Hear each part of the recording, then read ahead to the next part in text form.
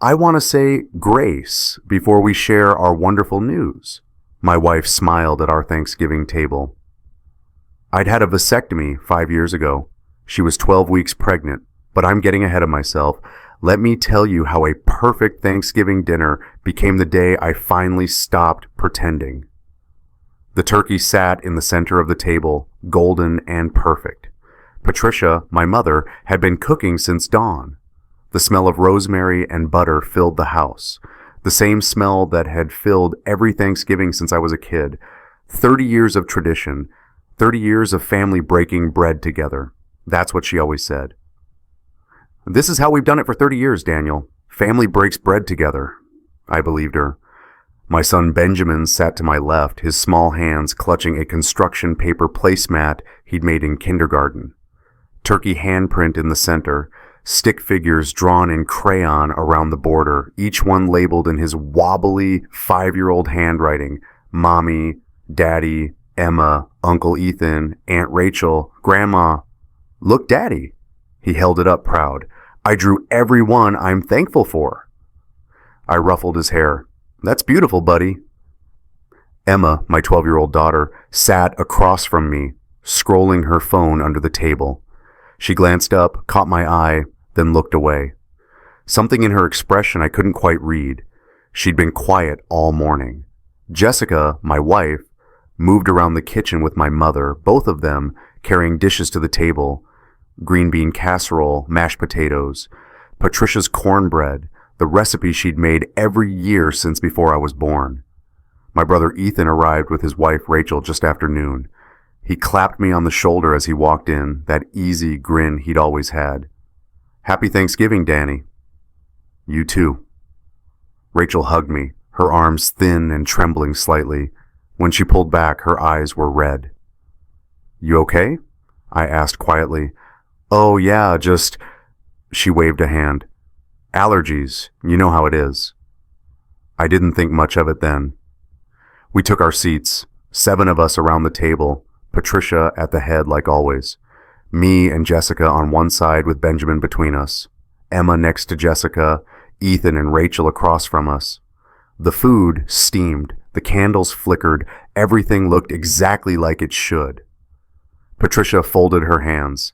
Before we eat, let's go around and say what we're grateful for. Benjamin, you start, sweetheart.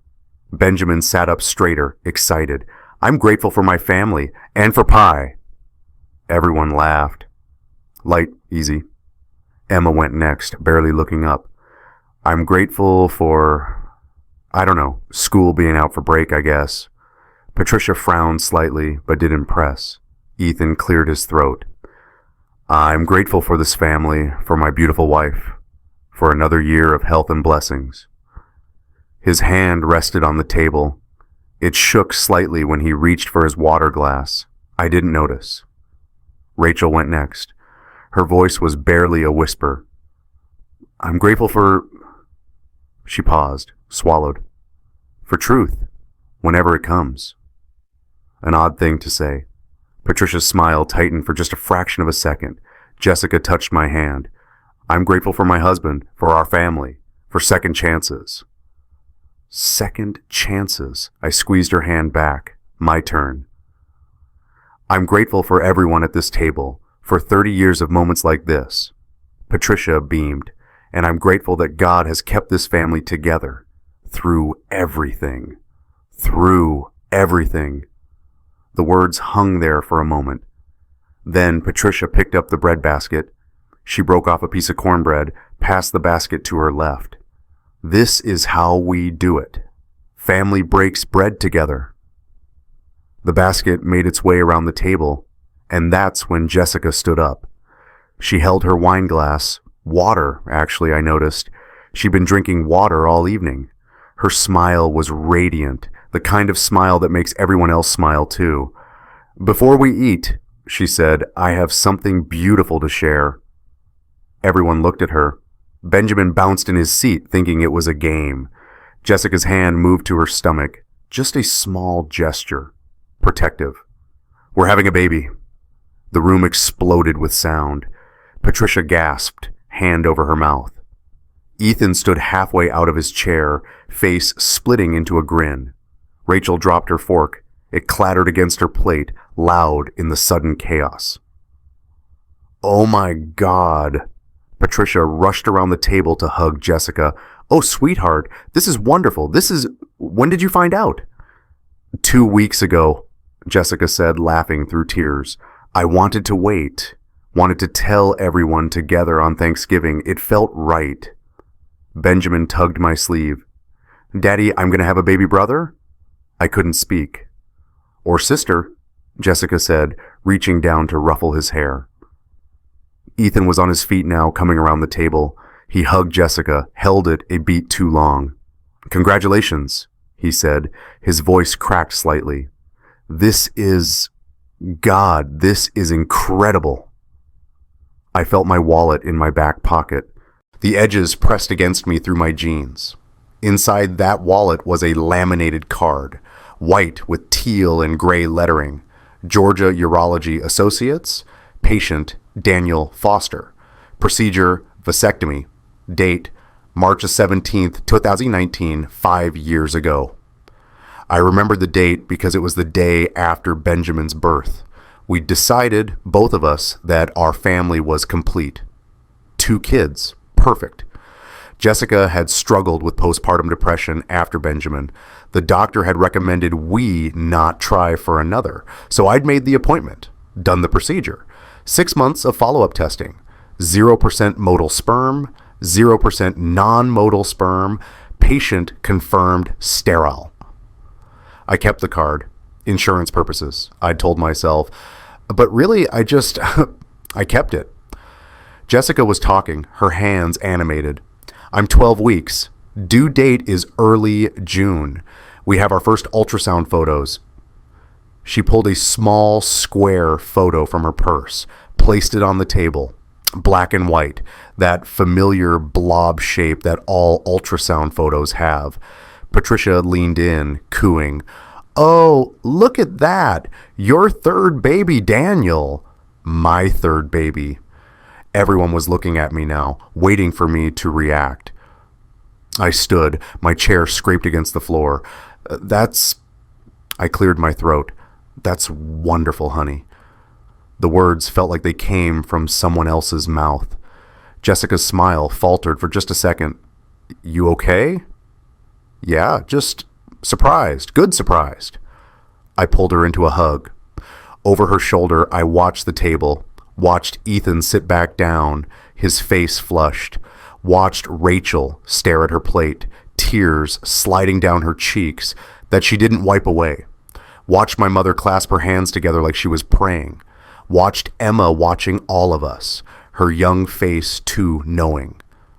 If you've ever had to ask a question you already knew the answer to, just needed to hear them say it, type "I understand" in the comments. Sometimes the truth is the loneliest place to stand. We sat back down. The food was served. Everyone talked at once, firing questions at Jessica. When was she due? Had she been feeling sick? Did she have cravings yet? I cut Benjamin's turkey into small pieces, buttered his roll, went through the motions. I watched Ethan. He kept glancing at Jessica, quick looks like he couldn't help himself. When she laughed, he smiled. When she touched her stomach, his hand moved slightly, unconsciously, toward his own before he stopped himself. His phone buzzed. He pulled it out, glanced at the screen, and put it away without responding. It buzzed again 3 minutes later, same thing. Rachel noticed. Her jaw tightened. Patricia was in full grandmother mode now, planning nursery colors and asking about baby names. Jessica indulged her, smiling and nodding. I picked up my fork, put it down, picked it up again. Emma leaned toward me. "Dad," she whispered, "you look weird. You feeling okay?" "Fine, Em, just full." She didn't look convinced. Ethan stood, glass raised. "I want to make a toast." Everyone quieted, lifted their glasses. His hand shook, not a lot, just enough that the water in his glass rippled slightly. Not nerves, guilt. I'd seen that shake before. Years ago, when we were teenagers and he'd crashed Dad's car into a mailbox. He'd lied about it, blamed vandals. His hand had shaken just like that when he told the story. To Jessica, Ethan said, to new life, to family, to... His voice caught. To blessings we don't deserve. Blessings we don't deserve. We clinked glasses. I took a sip of wine, barely tasting it. Rachel excused herself, said she needed the bathroom. She was gone for 7 minutes. When she came back, her eyes were redder, her makeup smudged at the corners. Nobody else seemed to notice. We ate. Benjamin chattered about kindergarten, about his friend Marcus who could burp the alphabet, about the class guinea pig. Normal. Everything was normal. Except Jessica kept looking at Ethan. Quick glances when she thought I wasn't watching. Except Patricia kept steering every conversation back to the baby, her voice almost frantic with enthusiasm. Except Rachel's hands trembled when she reached for the salt, and she knocked over her water glass. It spilled across the table, soaking into the edge of Benjamin's placemat. "Oh God, I'm sorry." She grabbed napkins, dabbing frantically. "It's okay," I said. "Just water." But her hands shook so badly she could barely hold the napkins. Ethan put his hand on hers. "Rachel, it's fine. Calm down." She pulled her hand away like he'd burned her. The table went quiet for a beat. Then Patricia jumped in with a story about Benjamin's baby years, and the moment passed. Dessert came, pumpkin pie. Patricia had made 3. She cut generous slices, topped them with fresh whipped cream. Benjamin ate his with his hands, getting whipped cream on his nose. Jessica laughed and wiped it off with her napkin, tender and gentle. She'd be a good mother to this baby. The thought came unbidden. Would be. Future tense. Because the baby wasn't mine. I knew it. Sitting there, eating pie I couldn't taste. I knew it with the kind of certainty that lives in your bones. 5 years since my vasectomy. 3 follow-up appointments, each confirming the same thing. Sterile. No chance of reversal without surgical intervention, which I hadn't had. Medical science doesn't lie. So whose baby was it? I looked at Ethan. Really looked at him. 35 years old, 2 years younger than me. Same dark hair, same build. We'd always looked alike. People used to joke that our kids could be twins. Our kids. My stomach turned. Emma was watching me again. She set her fork down, her pie half eaten. "Dad," she said quietly. "Can I talk to you? In the kitchen?" "Later, after dinner." "It's important." Something in her voice. I glanced at Jessica, who was deep in conversation with Patricia about baby shower themes. "Okay, yeah." I followed Emma into the kitchen. She closed the door most of the way, leaving just a crack. "What's up, sweetheart?" She chewed her bottom lip the way she did when she was nervous. "Are you okay? You've been acting weird since Mom's announcement." "I'm fine. Just surprised, that's all." "Dad." She crossed her arms. 12 going on 30. "I'm not a little kid. I can tell when something's wrong." I pulled her into a hug, buying time. "Everything's fine, Em. I promise. Go finish your pie." She pulled back, studying my face. Then she nodded slowly. Didn't believe me, but didn't push. We went back to the table. Ethan's phone buzzed again. This time he ignored it completely. Rachel stood abruptly. "I need some air." She walked out to the back porch without waiting for a response. Through the window, I could see her lean against the railing, shoulders shaking, crying.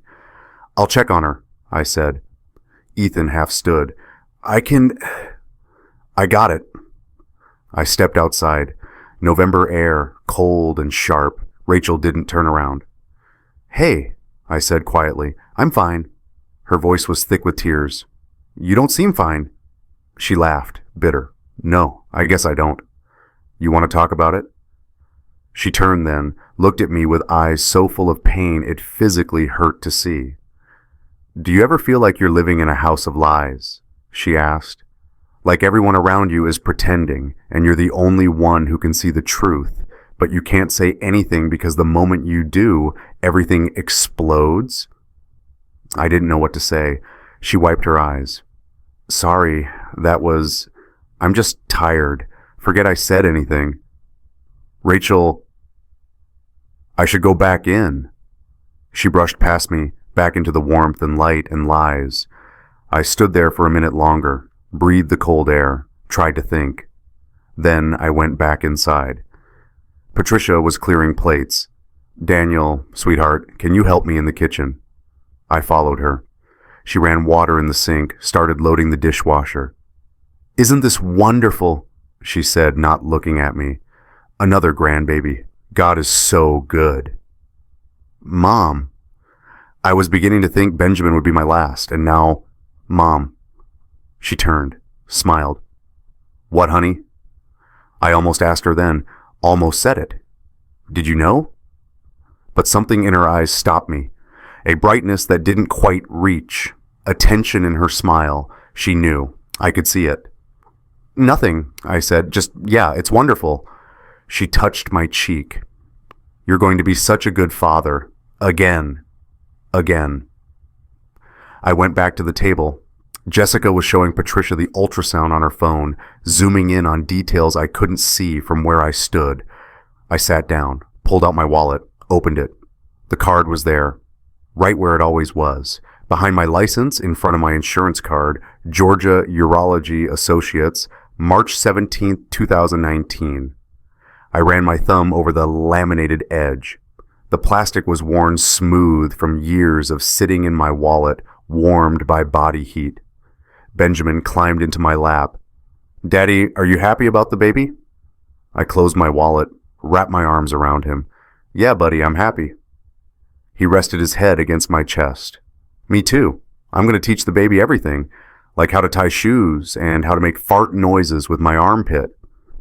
I kissed the top of his head. You're going to be a great big brother. And he would be. Whatever happened next, Benjamin would be okay. I'd make sure of it. Ethan stood again, stretching. I should probably head out soon. Work early tomorrow. Already? Patricia looked disappointed. Stay for coffee, at least. I really should... Please, Jessica said. Just a little longer. Her hand touched his arm, brief, casual, but I saw it, and I saw Rachel see it. Rachel's face went very still. Ethan sat back down. Okay, coffee sounds good. Patricia bustled to start the coffee maker. Jessica began collecting dessert plates. Normal. Everything looked normal. I stood. I need to grab something from my study. Be right back. Nobody questioned it. I walked down the hall to my office, closed the door, sat at my desk, opened my laptop, typed post-vasectomy pregnancy possibility. The results loaded. Article after article, all saying the same thing. Vasectomy failure rate after confirmation testing, less than 1 in 2,000. Reversal without surgery, not possible. Natural conception after confirmed sterile status, medically impossible. Medically impossible. I pulled out my phone, scrolled through my files until I found it. The post-vasectomy lab results from my 6-month follow-up. I'd scanned them, saved them to the cloud, the same way I saved all our important medical documents. I opened the PDF, read the highlighted section again. Post-vasectomy semen analysis patient, Daniel Foster, date of collection, September 23rd, 2019. Results, no sperm observed, 0 motile sperm, 0 non-motile sperm. Conclusion, patient is sterile, no further testing required. I saved the file to my phone, took a screenshot, sent it to my email. Evidence. I didn't know what I was going to do with it yet, but I needed it. I needed to see something. I walked back to the dining room. Everyone looked up when I entered. Jessica smiled. There you are. We thought you got lost. I sat down, looked at my wife, looked at my brother. Jessica, I said, keeping my voice even. Can we talk? Privately? Her smile faltered. Right now? Yeah, just for a minute. Kitchen. Patricia started to say something, but I was already standing, walking. Jessica followed, glancing back at the table with an expression I couldn't read. In the kitchen, I closed the door. What's wrong? She asked. You've been acting strange all evening. Have I? Daniel. She crossed her arms. What's going on? I pulled out my phone, opened the screenshot, turned it toward her. She looked at it, frowned. What is this? My post-vasectomy test results from September 2019. Her face went pale. It says I'm sterile, I continued, voice still calm, still even. 0% sperm count, no chance of natural conception. She stared at the screen. So I need you to help me understand something, I said. How are you 12 weeks pregnant with my baby when medical science says that's impossible? Silence. Her mouth opened, closed, opened again. Her voice shook. There are medical miracles. Sometimes don't. The word came out harder than I meant. She flinched. I softened my voice, just barely. Don't use God to lie to my face. Her eyes filled with tears. Danny, whose baby is it, Jessica? Yours. It's yours. I pulled my wallet out, took out the laminated card, set it on the counter between us. March 17th, 2019, I had a vasectomy. We decided together, remember, after Benjamin, you were struggling with postpartum depression. The doctor said another pregnancy could be dangerous for your mental health. So I did this for you, for us. She was crying now, silent tears streaming down her face. I had 3 follow-up appointments, I said. March 2019, September 2019, March 2020. Every single one confirmed the same thing. Sterile, no sperm. 0 chance of reversal without surgical intervention, which I never had. There have been cases. Jessica. I picked up the phone again, opened my clinic's patient portal, the page I'd loaded in my office. I called my doctor last month, routine checkup, asked them to run another test just to be sure everything was still working. You want to know what they said? She shook her head, but I told her anyway. Still sterile, 0 sperm, confirmed as of October 2024. I showed her the screen, the most recent lab results, dated October 15th, 2024. The same words, 0 motile sperm, 0 non-motile sperm. Patient remains sterile. She couldn't speak, just stared at the screen like it might change if she looked long enough. So I'll ask one more time, I said quietly, and I want you to look at me when you answer. She raised her eyes to mine, red-rimmed, terrified. Whose baby is this, Jessica? Her lips trembled. Danny, I can explain. That's not an answer. It's complicated. It's actually very simple. Either you're pregnant with my baby, which medical science says is impossible, or you're pregnant with someone else's baby. Which is it? She broke then, sobbed, covered her face with her hands, and didn't answer. I felt something crack inside my chest. Not my heart. I think my heart had already known. This was something else. The foundation of everything I'd believed about my life. How long? I asked. She shook her head, still crying. How long, Jessica? It wasn't. The kitchen door opened. Patricia stood there, her face tight with concern. Is everything all right? We could hear. We're fine, Mom. I didn't take my eyes off Jessica. Give us a minute. Patricia hesitated. Then she saw my face, saw Jessica crying, saw the phone in my hand. Her expression changed, just for a second. Fear flickered across her features. She knew. I think, Patricia said carefully, that perhaps we should all take a breath. It's been an emotional day and... Mom, please. She pressed her lips together, nodded once, closed the door, but she didn't leave. I could see her shadow under the door crack. Jessica looked at the door, looked back at me, something desperate in her eyes. Danny, please, not here, not now. Let's go home and talk about this. I need to see something. I walked past her, back to the dining room. She followed, whispering urgently, Daniel, wait, please. Everyone looked up when we entered, Ethan halfway out of his seat. Rachel frozen with her coffee cup at her lips. Emma's eyes wide, Benjamin oblivious, drawing on a napkin with crayons Patricia had given him. I walked to Ethan, stood in front of him. Ethan, I said. His name felt strange in my mouth. You're good at math, right? Always were. He blinked. Yeah?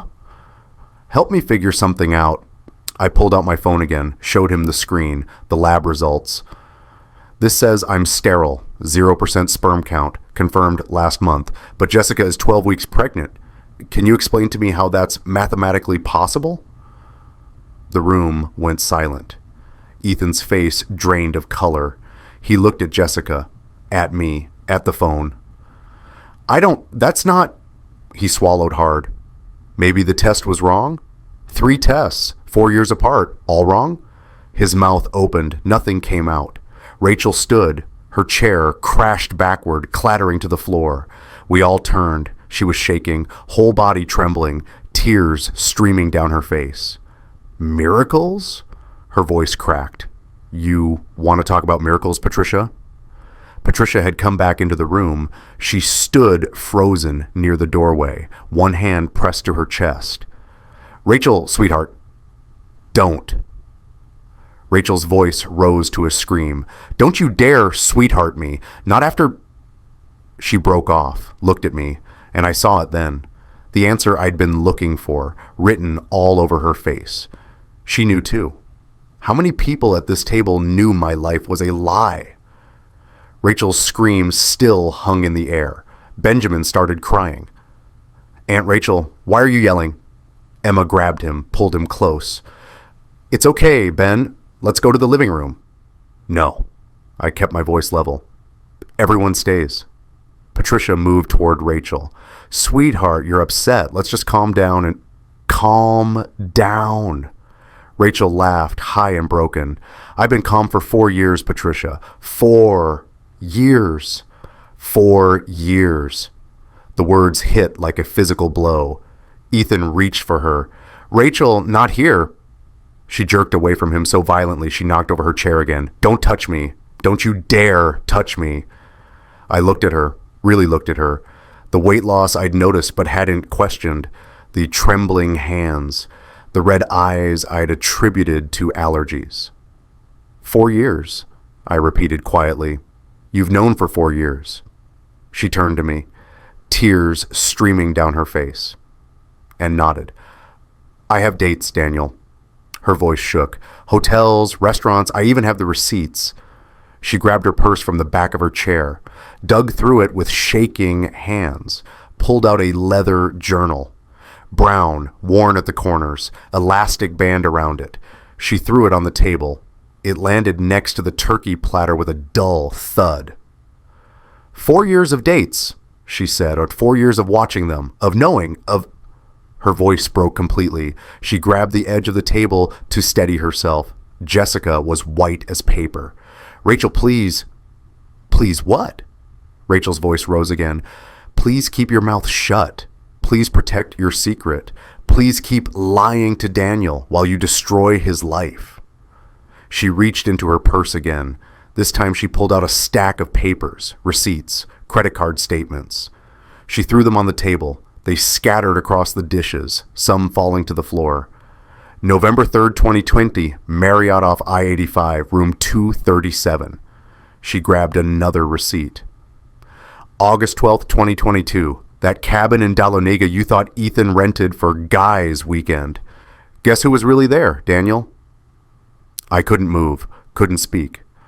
Rachel kept going, pulling receipt after receipt from her purse. March 9th, 2024, Hilton, downtown, during your work conference in Atlanta. Remember that, Daniel. You were giving that presentation on network security. Your wife was 3 floors above you, fucking your brother. Rachel! Patricia's voice was sharp. The children... Rachel whirled on her. You want to talk about the children? What about Daniel's children, Patricia? What about Benjamin sitting right there, about to find out his whole family is built on lies? Benjamin was sobbing now, his face buried in Emma's shoulder. Emma looked at me, her eyes asking what to do. Em, I said quietly, take Benjamin to Mrs. Richardson's house. Ask her to watch him for a bit. Dad, please. She hesitated, then nodded. Stood up, keeping her arm around Benjamin. Come on, buddy. Let's go see if Mrs. Richardson has any cookies. But I want to stay. Now, Ben. She led him toward the door. He looked back at me, confused and scared. I tried to smile at him. Failed. The door closed behind them. Silence. Then I turned back to Rachel. You said 4 years. What happened 4 years ago? She wiped her eyes, pulled the journal back toward her, opened it with shaking hands.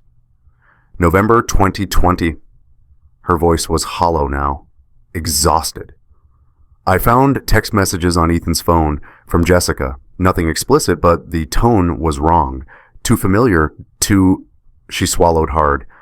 I confronted him. He denied it, said I was being paranoid. So I started watching, following him sometimes, and that's when I saw them together at a restaurant, holding hands across the table. She turned pages in the journal. I could see dates, handwriting, some entries short, just a line or two, others longer, the text cramped and desperate. I kept a record, she said. Every time I suspected, every time I knew, every hotel receipt I found in his pockets, every lie he told about working late. She looked at Ethan. The hatred in her eyes was bottomless. 17 hotels, she said. I found 17 hotel key cards in your coat pocket last week. You kept them, like trophies. Here's what would you do? Stay silent to keep the peace, or burned it down to expose the truth? Comment silent or burn, no judgment, just curious where you stand. Ethan's face was gray. I was going to throw them away. You kept them for 12 years. Rachel's voice broke. Dates written on the back in your handwriting. November 2020, February 2021, July 2022, like you were proud of them. I found my voice. Show me. Rachel looked at me, then reached into her purse one more time, pulled out a leather cigar case, opened it, plastic key cards spilled across the table. 17 of them, just like she said, different hotels, Marriott, Hilton, Best Western, small motels I'd never heard of. I picked one up, flipped it over. 11/3/20, written in black Sharpie, Ethan's handwriting. I'd seen it 1,000 times. I picked up another. 8/12/22, another. 3/9/24. The plastic was smooth under my fingers. Some of the magnetic strips were faded. One card was cracked down the middle, but still kept, still saved. 17, I said quietly. You kept 17. Ethan couldn't look at me. Danny, When did it start? Silence. When did it start? Jessica flinched. Patricia pressed a hand to her mouth. 2012, Jessica whispered. It started in 2012. 12 years. I set the key card down carefully, looked at my wife, my brother, my mother standing frozen by the doorway. 2012, I repeated. We got married in 2010. Emma was born in 2012. Jessica nodded, tears streaming. So you started fucking my brother the same year you had my daughter. We didn't mean for it to... I held up a hand.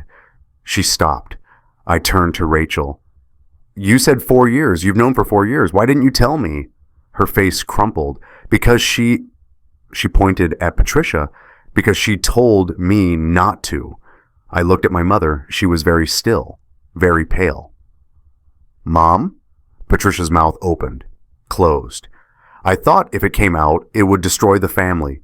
When did you know? She didn't answer. When did you know? I'm not sure. She's known since the beginning.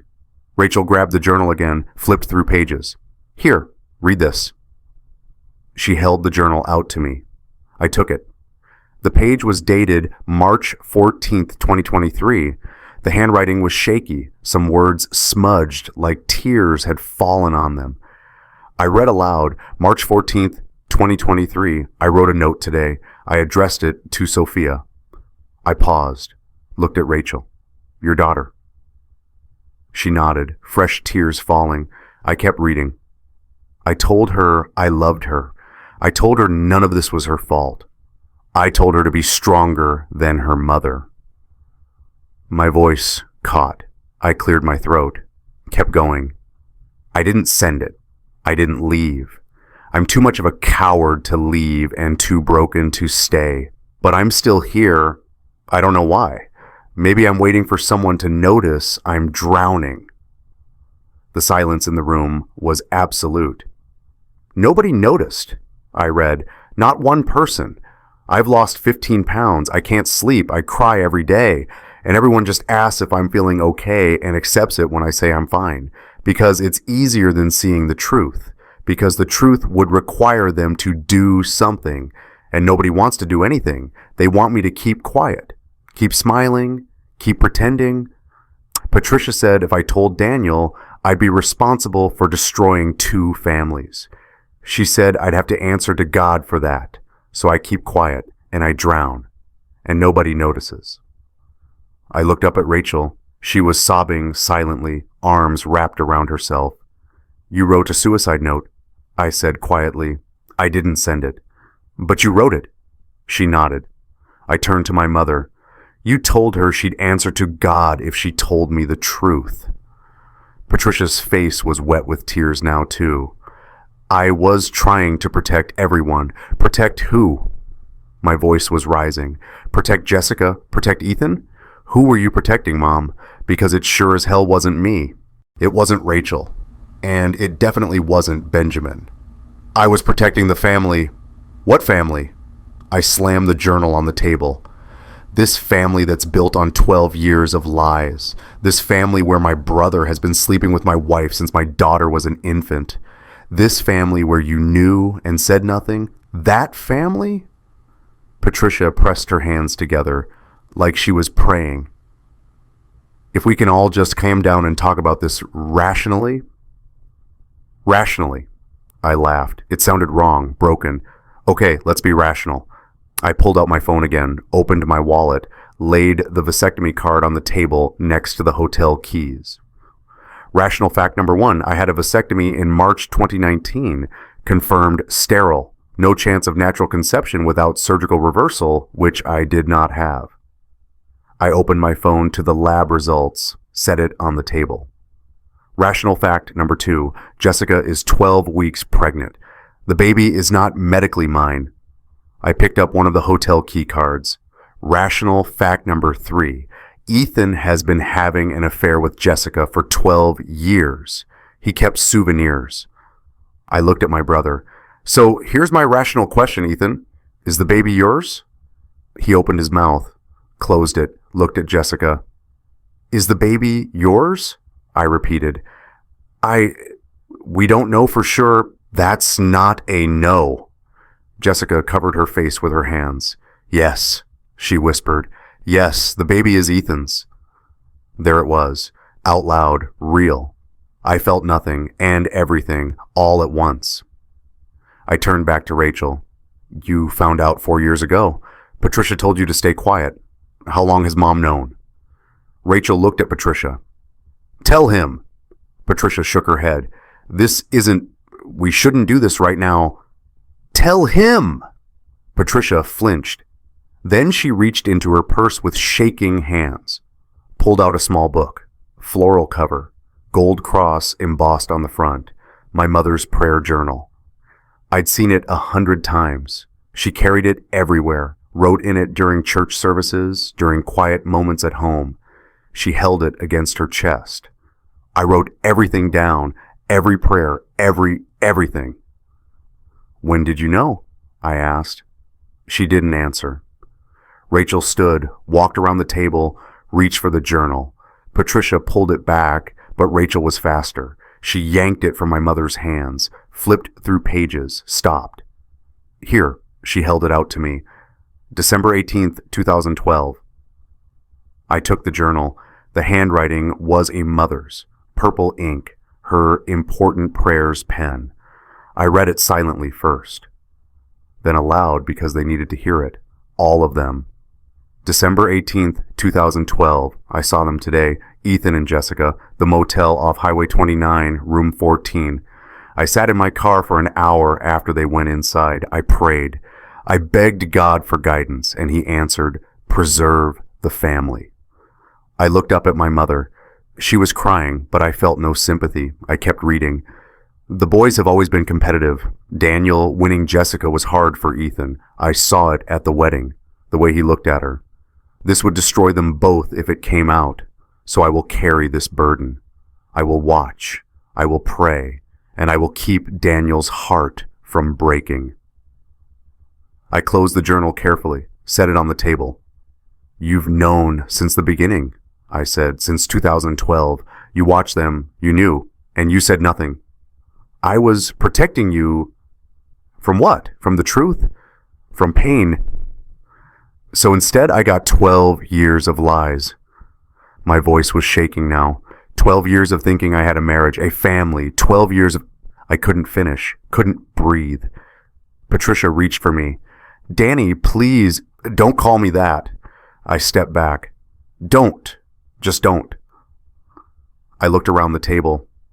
At the remains of Thanksgiving dinner, at the turkey, cold now, at the pie, half eaten, at Benjamin's placemat on the floor, crumpled and stained with spilled water, at the hotel key cards scattered like evidence, at the journal, at the prayer journal with its gold cross and purple ink lies, at my wife, my brother, my mother? I need to know something, I said quietly. All of you. I need to know exactly how many times, how many hotels, how many lies. Daniel, what good will that do? Patricia started. I need to know. Silence. Then Ethan spoke. His voice was barely audible. I don't know, maybe 30 times, 40? 40 times, I repeated, over 12 years. That's what, 3 or 4 times a year? Sometimes more, Jessica whispered. Sometimes less. We weren't trying to hurt you. Just stop. I held up a hand. Stop trying to make this sound like anything other than what it is. I pulled out my phone again, opened the voice memo app, set it on the table between us, pressed record. The red light blinked. What are you doing? Patricia asked. I'm recording this, I said, all of it, because I need to make sure I remember every word, every detail, every lie. You can't, that's not legal, Ethan started. Georgia is a one-party consent state, I said. I can record any conversation I'm part of, and right now we're going to have a very detailed conversation. I looked at Jessica. Start at the beginning. How did it start? She shook her head. I can't. Yes, you can. How did it start? She wrapped her arms around herself. At your father's funeral, 2012, everyone was at the house after. You were dealing with the casket company, making arrangements. Ethan and I were in the garage, looking for extra chairs. And he said something about how hard it must be for me, how you were so focused on being strong for everyone else. And I broke down, and he hugged me. And it turned into what? We kissed, she whispered. That's all, just once, in the garage. And then nothing, for a while. We both felt terrible, swore it wouldn't happen again. But it did, she nodded. 6 months later, you were traveling for work. Ethan came over to fix the sink, remember? You'd asked him to. I remembered. I'd been in Chicago, 3-day conference. I'd called Ethan, asked if he could check on Jessica and Emma, maybe fix the leaky sink in the kitchen. He fixed more than the sink, I said. She flinched. We tried to stop. We did, but you didn't want to. It was wrong. I knew it was wrong, but I was lonely, Daniel. You were always working, always traveling, and Ethan was there, and he made me feel... Don't. My voice was ice. Don't you dare make this about me not being home enough. She went quiet. I turned to Ethan. Your turn. How many times did you sleep with my wife while I was traveling for work? He wouldn't meet my eyes. I don't know exact numbers. Guess. Maybe 10 times? 12? And the other 30 times? Hotels, when you were home. Jessica would say she was going shopping or to the gym. I'd say I was working late. We'd meet. I felt sick. For 12 years. It wasn't constant, Ethan said quickly. There were months, years even, where nothing happened. We'd try to stop, but then what? He didn't answer. Rachel did. Then he'd see her at family dinners, at birthday parties, at Thanksgiving, and it would start again. because you people are addicted to each other and you don't care who you destroy. She grabbed her coat from the back of her chair. I'm leaving. I can't be here anymore. Rachel, wait. I started. She turned to me. I'm sorry, Daniel. I'm so sorry I didn't tell you sooner, but I was scared. And she pointed at Patricia. She made me believe that telling you would make me the bad person, that I'd be the one destroying the family. So I stayed quiet, and I watched you be the good husband, the good brother, the good son, and it killed me every single day. It killed me. She walked to the door, stopped, looked back. 4 years I've known, but I'm done protecting their secrets. They can burn. She left.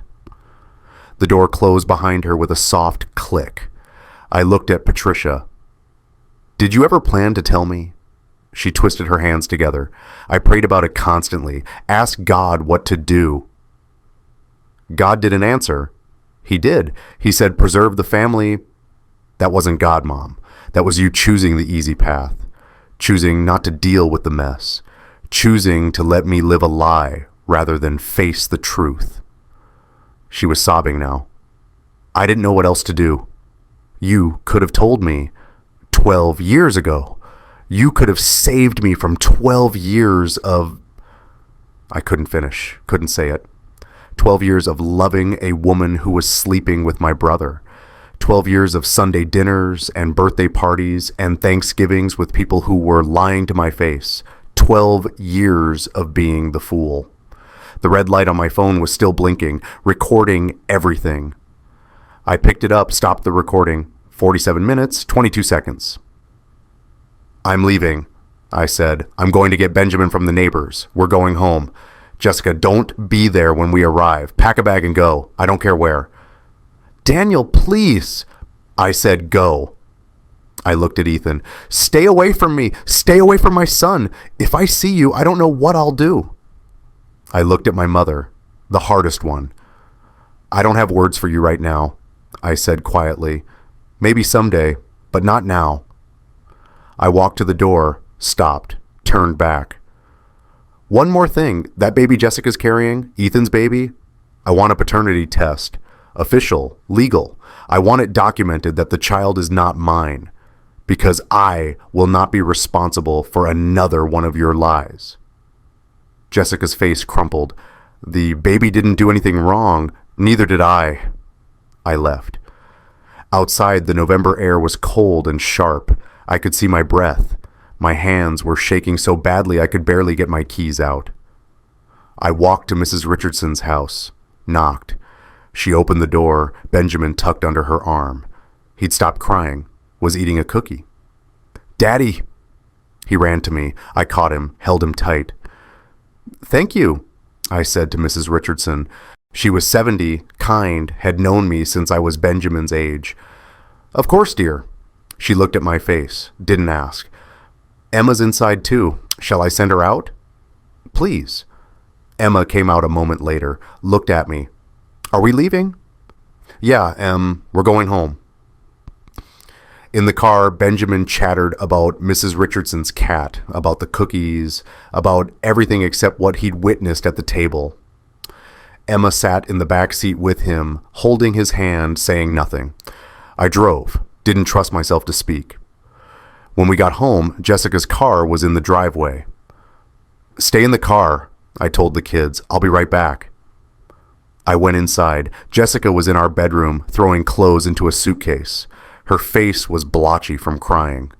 I'm packing, she said. I'll be gone in 10 minutes. Take whatever you need. I'll have the rest of your things sent to wherever you're staying. She looked at me. Where am I supposed to go? I don't know. Your parents, a hotel, Ethan's house. She flinched. I can't. My parents don't know about... Then I guess they're about to find out. She sat on the edge of the bed. I'm sorry, Daniel. I'm so sorry. I know. I never wanted to hurt you. But you did. For 12 years. You hurt me every single day and I didn't even know it. She sobbed. What happens now? Now I file for divorce. I get full custody of Benjamin. You and Ethan figure out what you're doing with your baby. And I try to rebuild something from the pieces of my life that aren't soaked in lies. Benjamin is your son. I know he is. That's why I'm keeping him. She looked up. What does that mean? It means you're not taking him. It means I'm documenting everything, the affair, the baby, all of it. And I'm using it to make sure Benjamin stays with me. You can't. The courts won't. We'll see. I left her there, went back to the car. Is Mommy coming? Benjamin asked. Not right now, buddy. Is she mad at us? No, she's not mad at you. You didn't do anything wrong. Then why can't she come home? I looked at Emma in the rearview mirror. She looked back. She understood more than she was saying. Sometimes grown-ups need time apart, I said. That's all. We drove, nowhere in particular, just away. Eventually, Benjamin fell asleep in his car seat. Emma moved to the front passenger seat. Dad, she said quietly. I knew something was wrong. I didn't know what, but I knew. I know, Em. Are you okay? Not really, but I will be.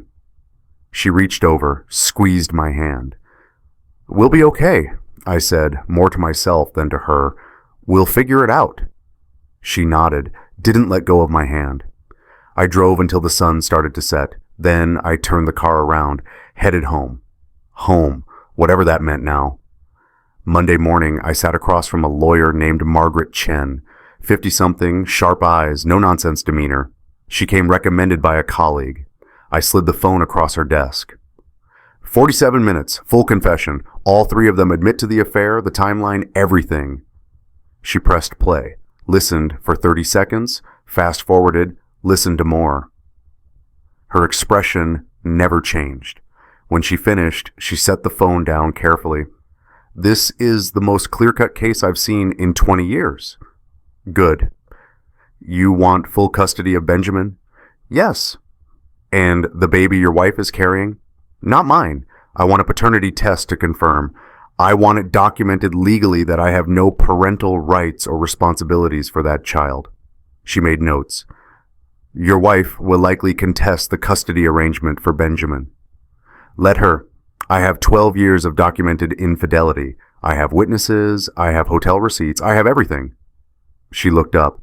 Your brother's wife, Rachel, would she testify? Yes, she's filing for divorce too. Same grounds. Margaret nodded. I'll need copies of everything. The receipts, the diary entries, the hotel key cards, the journal, the recording, your medical records proving sterility. All of it. You'll have it by end of day. She stood, shook my hand. Mr. Foster, I'm sorry you're going through this, but I promise you, we're going to make sure you and your son are protected. I left her office and went straight to my mother's church.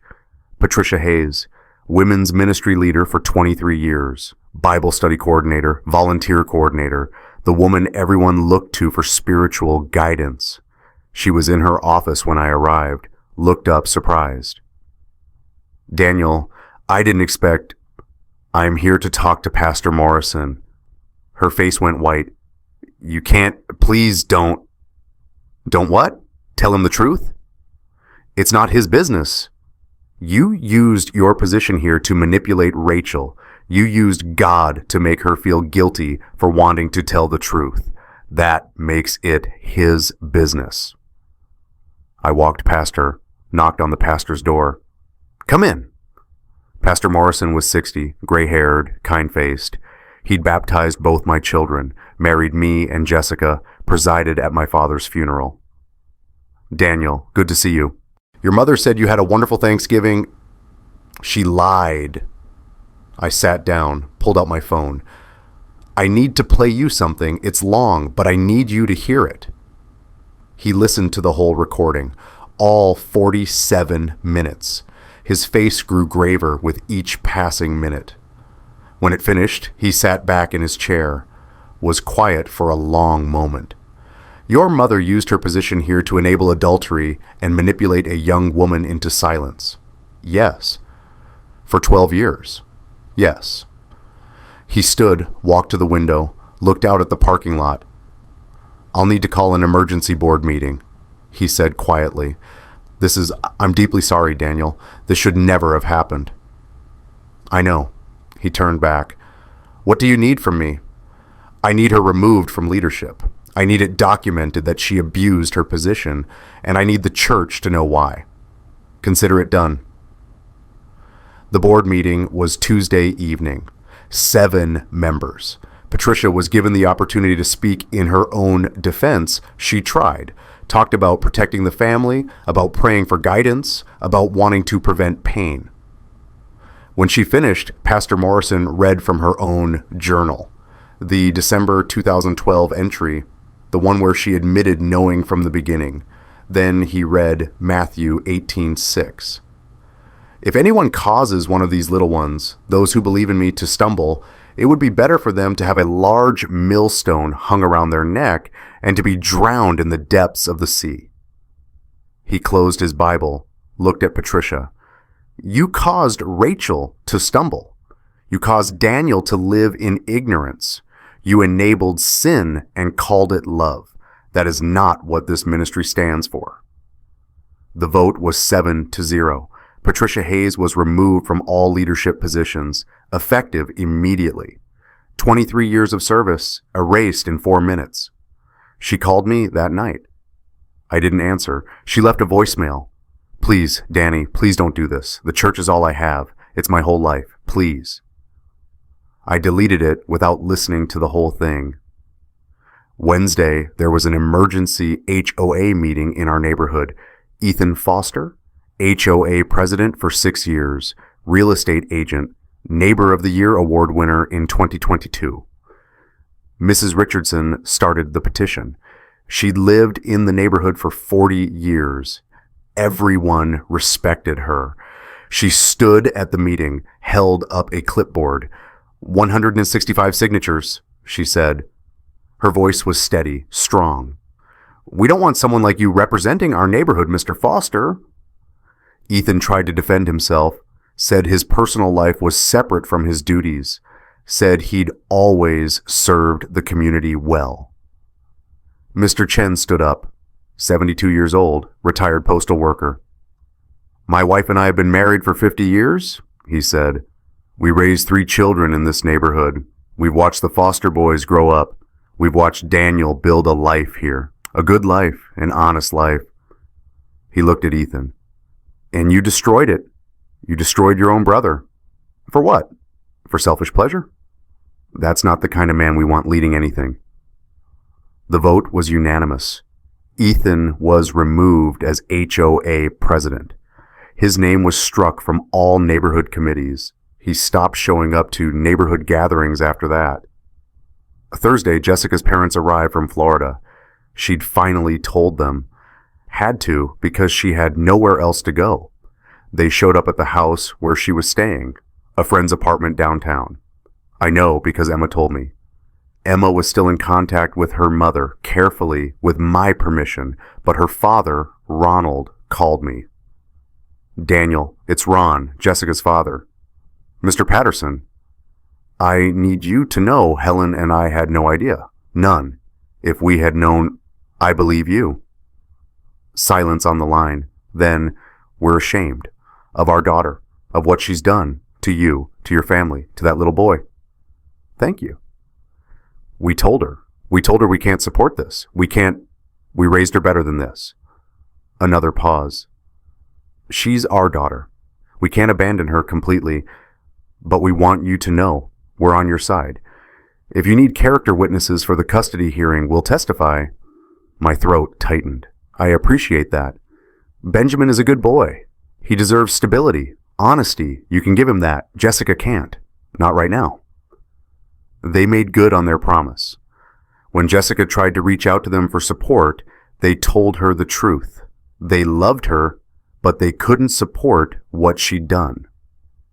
At church that Sunday, the first Sunday after Thanksgiving, Helen Patterson stood up during testimony time. "I need to confess something to this congregation," she said. Her voice shook, but she didn't sit down. My daughter committed adultery for 12 years with her husband's brother. I didn't know, but I know now. And I need you all to know what she did was wrong. And I'm praying for her soul, but I'm also praying for Daniel and his children. They're the victims here. She sat down. The whispers started immediately. By the end of the service, everyone knew. Jessica stopped coming to church after that. If you believe consequences should match the crime, that people who manipulate faith to cover abuse should face their community, hit that like button. Justice isn't always loud, but it should always be real. Friday, the paternity test results arrived. I opened the envelope in my car. Didn't want the kids to see. The paper was clinical, cold. Official letterhead from LabCorp. Probability of paternity, 99.97% alleged father, Ethan Michael Foster. Child, prenatal sample. The number sat there, absolute, undeniable. I took a photo, sent it to my lawyer, sent it to Jessica's lawyer. Within an hour, Jessica's lawyer called mine. They weren't going to contest custody of Benjamin. They knew they couldn't win. Week 2, Rachel filed for divorce. The women at church rallied around her, started a fundraiser for the domestic violence shelter in her name, raised $12,000 in 3 days. Rachel spoke at the shelter's annual benefit dinner, told her story, not all of it, kept some details private, but enough. I stayed silent because someone I trusted told me that telling the truth would make me the villain. She said that preserving the family was more important than honesty. But there is no family without truth. There's only a performance, and I'm done performing. The room stood and applauded for 2 full minutes. Jessica was invited to none of it. Her former friends, the women she'd done PTA with, the book club members, the church ladies, they all knew now, and they'd chosen sides. Week 3, the custody hearing, Judge Morrison, no relation to the pastor, was a woman in her 60s. She'd seen it all. Nothing surprised her. My lawyer presented evidence, the recording, the hotel receipts, Rachel's diary, the paternity test, my medical records proving I couldn't be the biological father of Jessica's baby. Then she presented a letter. One I'd written to Benjamin 3 days after Thanksgiving. One I'd written late at night when I couldn't sleep, when the weight of everything felt like it might crush me. My lawyer read it aloud in court. Dear Benjamin, by the time you read this, you'll be old enough to ask questions. Here's what I want you to know. You are my son. Not because of biology, but because I chose you every single day. I chose you when I woke up for your 2 a.m. feedings. I chose you when I taught you to ride your bike. I chose you every time you called me daddy, and I will keep choosing you every day for the rest of my life. The people who hurt us didn't choose us. They chose themselves. But we're going to be okay because we choose each other. Love, Dad. Judge Morrison removed her glasses, set them on the desk, looked at Jessica. Mrs. Foster, do you have anything to say? Jessica stood. She was showing now, 4 months along, the bump visible under her sweater. I love my son, she said quietly. I made mistakes. Terrible mistakes, but I love Benjamin, and I want to be part of his life. That's not what I asked, Judge Morrison said. I asked if you have anything to say, in your defense, about why you should have custody of a 5-year-old boy you lied to for his entire life. Jessica sat back down, said nothing. Judge Morrison looked at her paperwork, then at me, then at Benjamin's guardian ad litem, who'd recommended I get full custody. Full custody to the father, Daniel Foster, she said. Supervised visitation only for the mother, Jessica Foster, pending completion of family counseling and demonstration of stability. She banged her gavel once. We're adjourned, Jessica cried. Her lawyer put a hand on her shoulder. I felt nothing, just tired. Week 4. The state real estate board opened an investigation into Ethan. Someone, I suspect Mrs. Richardson, but she never admitted it, filed a complaint. Alleged that Ethan had used his professional relationships to facilitate his affair, had used client homes for meetings with Jessica when those homes were vacant. The board suspended his license pending investigation. 6 weeks later, they made it permanent. Ethics violation, the letter said. Use of professional access for personal misconduct. Ethan's business collapsed. His clients left. His reputation was destroyed. He moved out of the neighborhood. I heard he was living with Jessica now, the two of them in a small apartment across town, preparing for their baby, building something from the ashes of what they destroyed. I didn't care, as long as they stayed away from Benjamin. Final karma beat. December 1st, 1 week after Thanksgiving, Pastor Morrison called my mother, asked her to come to his office. She did. I wasn't there, but he told me about it later. He opened his Bible, read Matthew 18:6 again, the millstone verse. You need to leave, Patricia, he said. Not just the leadership, the church. You need to find somewhere else to worship. But this is my church. This was your church. You used it as a weapon. You used faith as manipulation. And until you truly repent, not just feel sorry you got caught, but truly understand the depth of what you've done, you cannot be part of this community. She left. I heard she started attending a church 3 towns over, somewhere no one knew her, somewhere she could start fresh. She called me once more. 2 weeks after Thanksgiving, I answered this time. Danny, please, I'm your mother. We can get through this. Family is... You don't get to use that word anymore, I said quietly. You don't get to tell me what family means. I was trying to protect you. No, you were trying to protect yourself from discomfort, from having to deal with mess, from having to choose between your sons. So you chose neither. You chose lies. I'm sorry. I know you are. But sorry doesn't fix 12 years. Sorry doesn't give me back the time I lost believing in something that wasn't real. Silence on the line. Maybe someday, I said. Maybe someday we can talk, but not now. Not for a long time. I hung up, blocked her number, and then I started rebuilding. 6 months later, May 2025, spring in Georgia, everything blooming. I stood in my new apartment's kitchen, smaller than the house, simpler, but it was ours, mine and Benjamin's, and Emma's every other week when she stayed with us.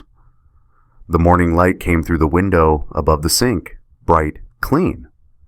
Benjamin sat at the kitchen table, his small hands covered in flour. Like this, Daddy. He pressed the dough down with his palms the way I'd shown him. Perfect, buddy. Now fold it over. We were making bread from scratch, something I'd never done before. But I'd wanted to learn, wanted to build something with my hands, something real. There was a knock at the door. I wiped my hands on a towel. Rachel stood there holding 2 coffee cups. She smiled, tentative but genuine. Hey, she said, hey, come in. This had become a Saturday morning ritual. She'd bring coffee. We'd talk while Benjamin played or drew or today helped make bread. She set the cups down, looked at the flour-covered table, at Benjamin's concentrated face. This is new, she said. Thought we'd try something different. She sat, took a sip of her coffee. I sat across from her. We'd been healing separately. Therapy, long walks, quiet nights, learning how to be okay alone. But we'd also been healing together. 2 people who'd survived the same explosion, who understood what it felt like to rebuild from nothing. We weren't dating, weren't even close to that, but we were friends, real friends, the kind built on shared truth instead of shared lies. How's Sophia? I asked. Good, she made honor roll again. That's great. Benjamin looked up. Miss Rachel, do you want to help make bread? She smiled. I'd love to, Ben. She moved to the table, rolled up her sleeves, showed Benjamin how to knead with the heels of his hands. I watched them, the flour dust caught in the sunlight, Benjamin's laugh when the dough stuck to his fingers, Rachel's patient instructions. On the refrigerator, held up by a magnet, was Benjamin's latest drawing. Stick figures, 4 of them. Dad. Benjamin. Miss Rachel, Sophia, all smiling, standing in front of a house with 4 windows, a sun in the corner. My phone buzzed, a voicemail notification. Patricia, I could see her name on the screen. I deleted it without listening.